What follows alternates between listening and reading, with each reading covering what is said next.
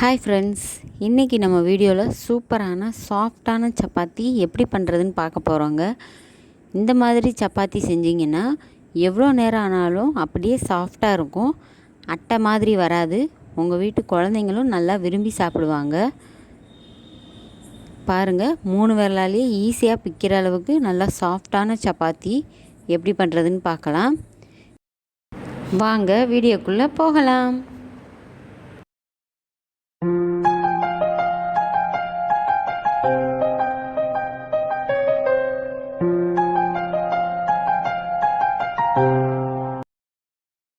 First இந்த recipe பண்ணுறதுக்கு கோதுமை மாவு எடுத்துருக்கேங்க. ஒரு 1/2 கிலோ அளவு இருக்கும். இதை நம்ம இப்போ பிசைஞ்சிக்க போகிறோம். கோதுமை மாவோட தேவையான அளவு உப்பு சேர்த்துக்கலாம். மாவையும் உப்பையும் முதல்ல நல்லா கலந்து விட்டுக்கலாங்க, தண்ணி எதுவும் சேர்க்காம. இதோட விருப்பப்பட்டால் நீங்கள் 2 ஸ்பூன் ஆயில் சேர்த்துக்கலாம். நானும் கொஞ்சம் வெதுவெதுப்பான தண்ணி சேர்த்துருக்கேங்க. இதுதான் இந்த சப்பாத்தி சாஃப்டாக வர்றதுக்கான டிப்ஸு. இதை நீங்கள் கண்டிப்பாக ட்ரை பண்ணி பாருங்கள். வெதுவெதுப்பான தண்ணி சேர்த்து விரல் நுனிகளால் மாவை எல்லாத்தையும் கலந்து விட்டுக்கிறணும். அதுக்கப்புறம் கொஞ்சம் கொஞ்சமாக தேவைப்படுற அளவுக்கு தண்ணி ஆட் பண்ணிக்கலாம்.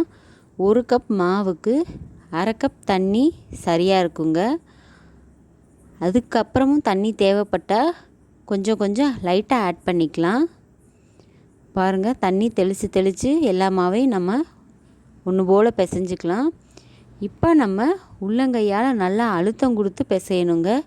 சப்பாத்தி மாவு நல்லா அழுத்தம் கொடுத்து பிசைய தான் நல்லா சாஃப்டாக வரும். இதை நீங்கள் ஊற வைக்கணும்லாம் அவசியம் இல்லை. மாவு பிசைஞ்ச உடனே சப்பாத்தி சுட ஆரம்பிச்சிடலாம். நான் இப்போ அப்படி தாங்க செஞ்சுக்கிட்டு இருக்கேன். பாருங்கள், நம்ம சப்பாத்தி தேய்க்கிற கல் இருக்கு இல்லையா, அதில் போட்டு நல்லா பிசையலாம். இல்லைன்னா உங்கள் வீட்டு கிச்சன் கவுண்டர் டாப்பில் கூட நீங்கள் நல்லா இந்த மாதிரி அடித்து பிசையலாம். ஒரு 10 நிமிஷம் நம்ம இந்த மாதிரி பிசைஞ்சிக்கிட்டே இருந்தோம்னாலே மாவு நல்லா சாஃப்டாயிரும். இதை நீங்கள் ஊற வைக்காமல் அப்படியே சட்டுன்னு சப்பாத்தி சுட ஆரம்பிச்சிடலாங்க. பாருங்கள், இப்போ நம்ம மாவு ரெடி ஆயிடுச்சு. இதை நம்ம தேவையான அளவுக்கு உருண்டைகளாக எடுத்து வச்சுக்க போகிறோம். இந்த மாதிரி நம்ம கட் பண்ணி எடுத்து வச்சுக்கிட்டோம்னா ஒவ்வொரு சப்பாத்தியாக இடுறதுக்கு ஈஸியாக இருக்கும். பாருங்கள், இப்போ நான் சப்பாத்தி மாவு உருண்டைகளை ஒன்றுன்னா திரட்ட போகிறேன். அதுக்கு நான் மேல் மாவுக்கு சப்பாத்தி மாவு தாங்க எடுத்திருக்கேன். இல்லைன்னா நீங்கள் ஆயில் கூட யூஸ் பண்ணிக்கலாம். நல்லா நகட்டுறதுக்கு சாஃப்டாக வருங்க, ஒட்டாமல் வரும்.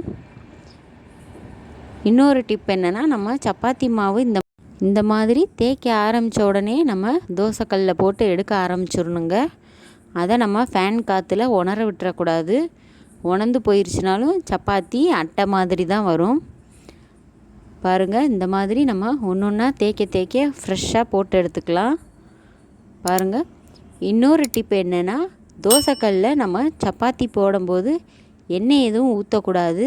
சப்பாத்திக்கல் நல்லா ஹீட் ஆகிருக்கணுங்க. ஃபஸ்ட்டு நம்ம சப்பாத்தியை போட்டு கொஞ்சம் பபுள்ஸ் வர ஆரம்பித்த உடனே தாங்க திருப்பி போடணும்.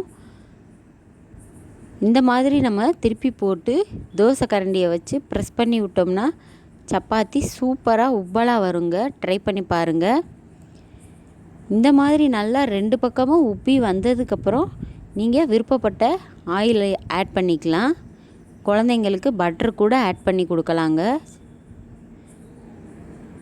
நல்லா சாஃப்டாக இருக்கும். பாருங்கள், நல்லா புசுன்னு சப்பாத்தி சாஃப்டாக வந்திருக்கு. இதை நம்ம மாவு ஊற வைக்கவே இல்லை, நம்ம கைகளால் அழுத்தம் கொடுத்து பிசைய தாங்க இவ்வளோ சாஃப்டாக வரும். பாருங்கள், சப்பாத்தி சூப்பராக ரெடி ஆயிடுச்சு. பாருங்கள் எவ்வளோ சாஃப்டாக வந்திருக்குன்னு. இதை நம்ம அப்படியே 3 விரலால் ஈஸியாக பிச்சிடலாங்க. குழந்தைங்களுக்கும் இந்த மாதிரி செஞ்சு கொடுக்கும்போது சப்பாத்தி வேண்டானே சொல்ல மாட்டாங்க. இதுக்கு சைடிஷாக நான் வச்ச வெங்காய குருமாவை அடுத்த வீடியோவில் அப்லோட் பண்ணுறேன். மறக்காமல் லைக் பண்ணுங்கள். தேங்க்யூ.